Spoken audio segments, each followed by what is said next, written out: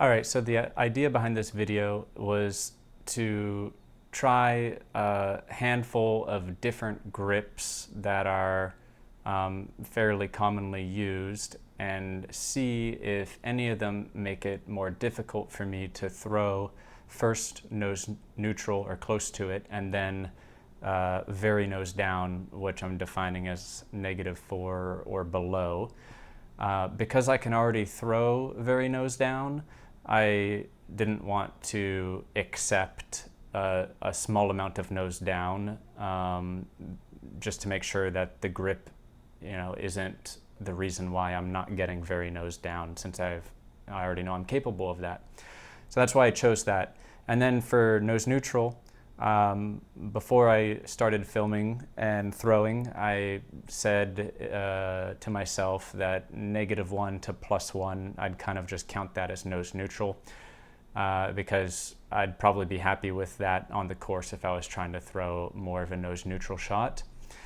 But as I started filming this, it was already the start of sunset, and there wasn't a lot of time before it started getting darker.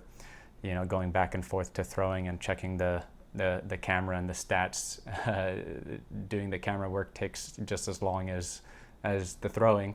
So I started getting a little bit more lenient with the nose neutral on a couple of them, just so I can try to finish all the different grip variations I was going to try.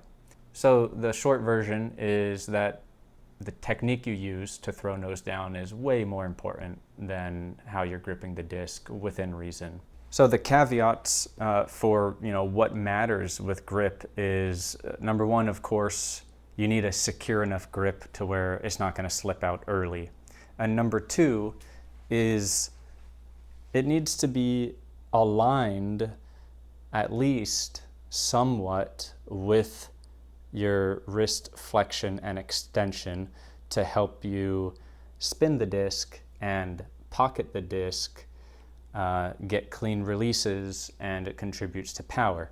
If it's completely misaligned with a very extreme grip, this wrist flexion and extension doesn't help you much with spinning the disc. It's still possible to throw like this. It's still not hard to throw nose down like this, but it is hard to get a really high speed and a clean release. I get a lot of wobble. I'm not using that grip in this video or any super weird ones, because I wanted to use grips that are somewhat, that are within reason, grips that people are more familiar with.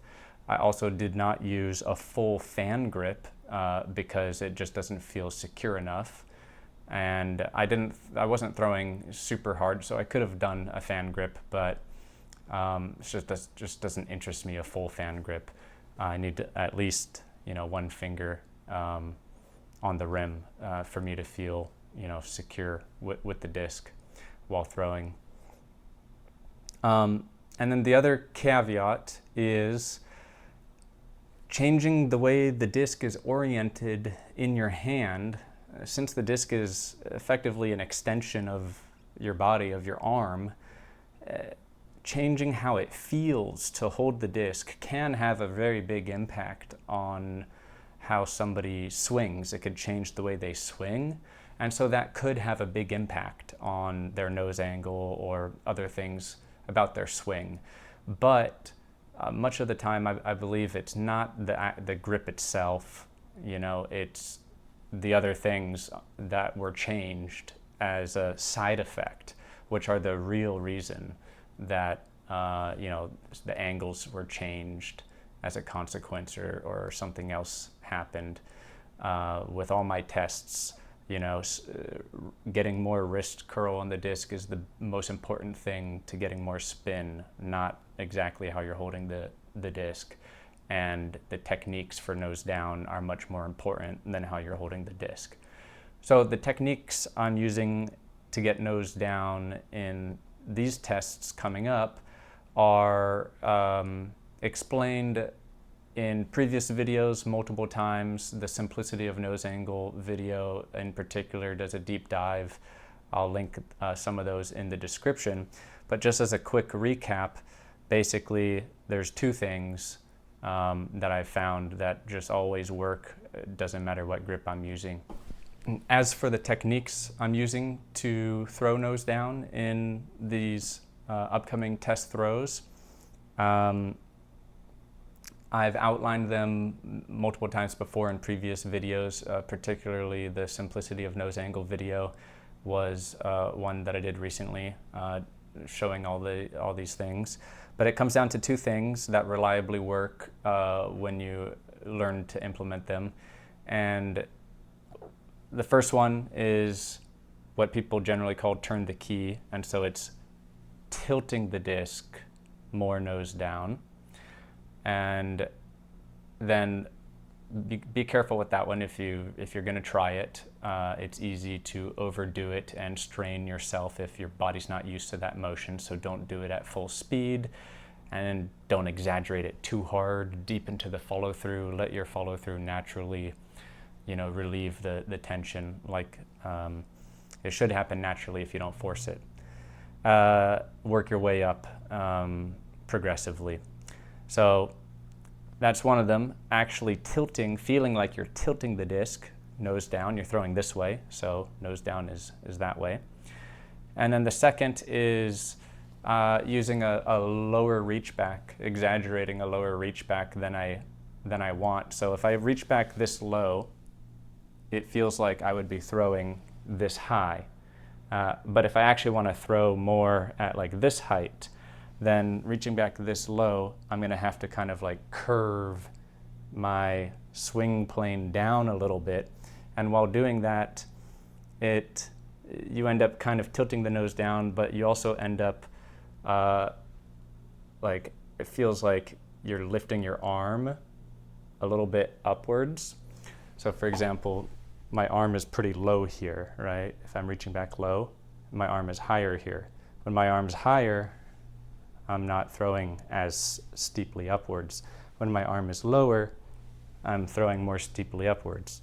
So one thing I can do is as I pull through, I can raise my arm. And as I'm raising the disc like this, as you're raising the disc, if you're not also tilting it more nose up at the same time, then you're raising it onto a steeper launch angle without raising the nose. So the launch angle is up like this, but the nose is way lower than you're raising the disc. So that's essentially the techniques I'm thinking about, and I'm combining both of them to make it easier to throw extremely nose down for these tests here.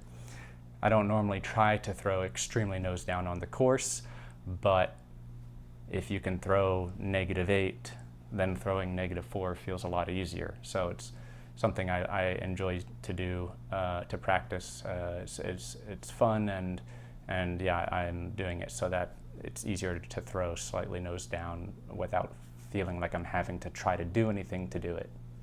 One more note before getting into the test throws in this video. Many people have learned to throw nose down indirectly without specifically working on these nose down techniques. And an indirect approach like this could be more effective for some people and have fewer risks. So for example, with like turn the key, it's something that's very easy to overdo when you're new to it and strain yourself when your body's not used to it, especially if you get frustrated, like you're trying it and it's not working, you're like, you try it harder, and then maybe like your whole body's starting to do something weird, it's messing with other parts of your form. So if there's a more indirect way where you can kind of just throw your more normal throw and it starts helping, that could be an easier way, a less disruptive way to get the nose down.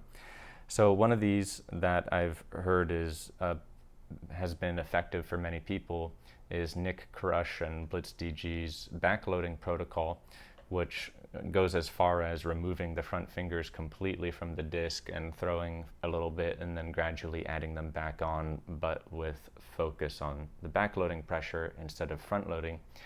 And I don't think it directly brings the nose down, but it indirectly helps, I believe, people to stop accidentally pronating nose up, because a lot of people use their thumb pressure to drive this pronation. When you press with the thumb, it makes your forearm want to go in that direction.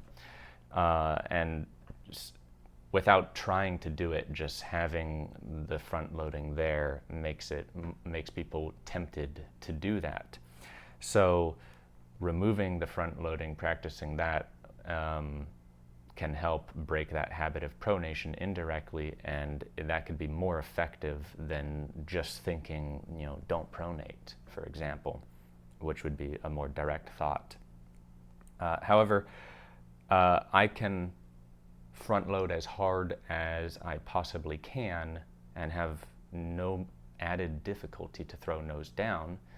And I like that because I feel like I've discovered and learned the techniques that actually get the nose down.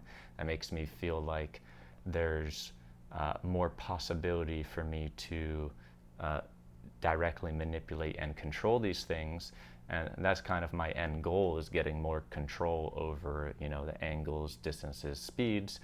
However, the more indirect approach could be a better way to initially get into, throwing nose down and breaking those bad habits. And then afterwards, you can maybe learn more directly how to manipulate it more finely. So I just wanted to mention that, just in case it helps some people avoid the struggle of learning nose down directly and maybe overdoing the nose down practice.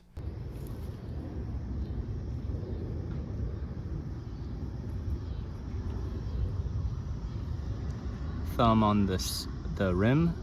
This right here is the seam between the rim and the flight plate, and I'm going to start with front loading and back loading, so fully loaded.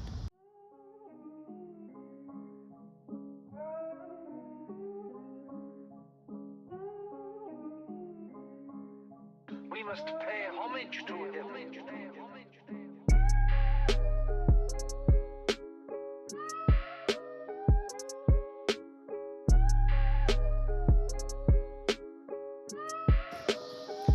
Same grip, except the back 3 fingers.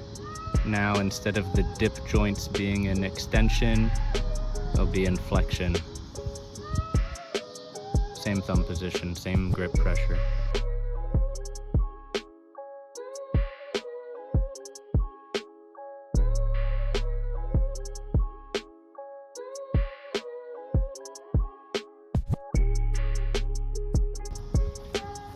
All right, same grip alignment. This time I'm gonna do a 2-finger power grip, which by definition must be front loaded, so it'll be testing both of those.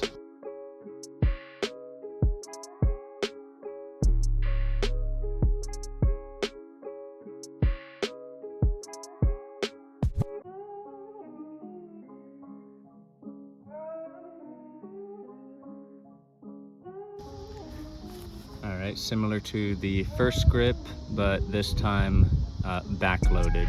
So I'm just going to focus the pressure here and loosen up here a little bit with the pressure, expecting that the pressure on the front 2 fingers will be added in later during the throw.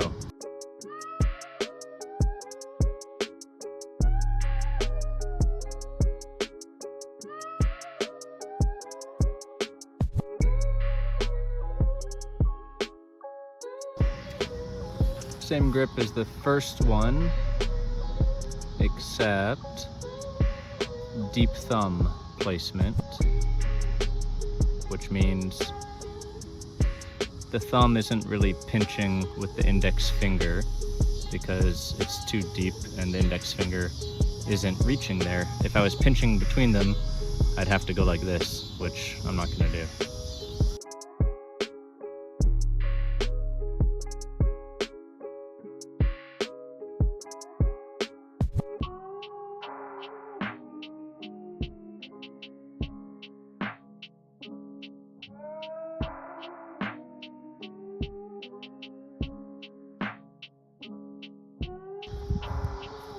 right, same grip alignment I've been using here, but this time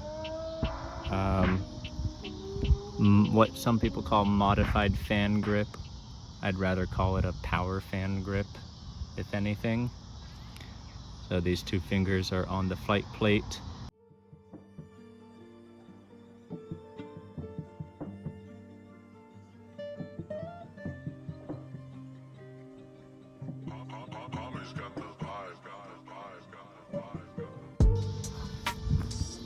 Alright, same as grip 1, but this time instead of these fingers all being on the rim, they're going to be halfway on the flight plate and kind of like halfway on the rim slash this one is stacked on a little bit on top of the pinky finger, and the middle finger is kind of like that. So compared to the modified fan grip, where these are further away from the rim and this is not stacking on top of that finger.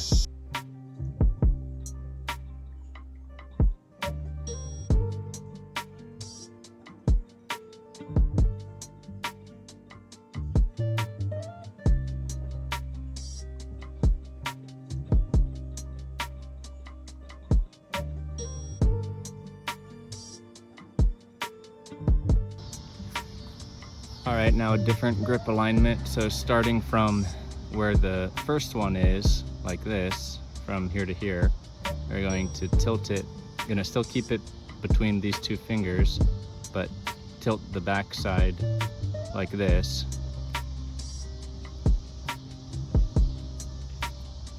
And what that does is gets more of this part of the palm on top of the rim. And I'm gonna have to pour the tea more with this one because you see wrist flexion and extension isn't smoothly spinning the disc until I do that.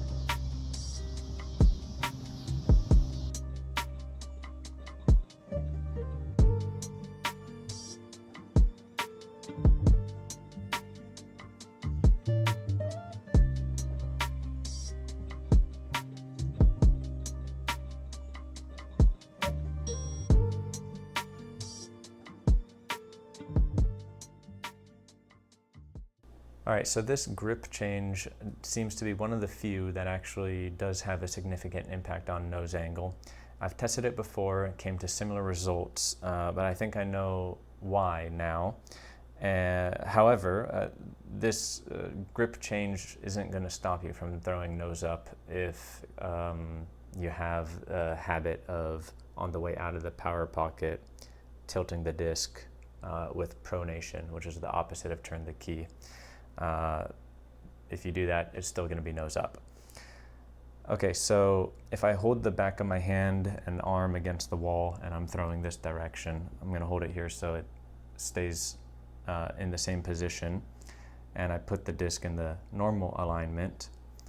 It looks like this, and then if I loosen my grip so I can tilt the disc in my hand this way, we can see very clearly it's been tilted more in the nose down direction, more in the direction of turn the key, in the direction of supination, but I haven't supinated my forearm yet.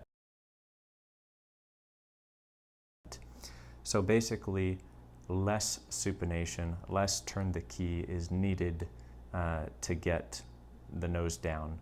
And if you still turn the key, then it's just additive. You'll get more nose down.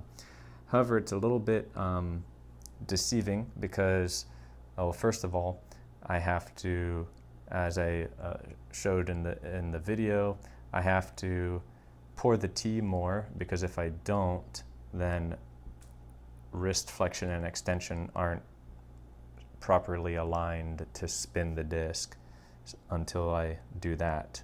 Now I can spin it with wrist flexion and extension.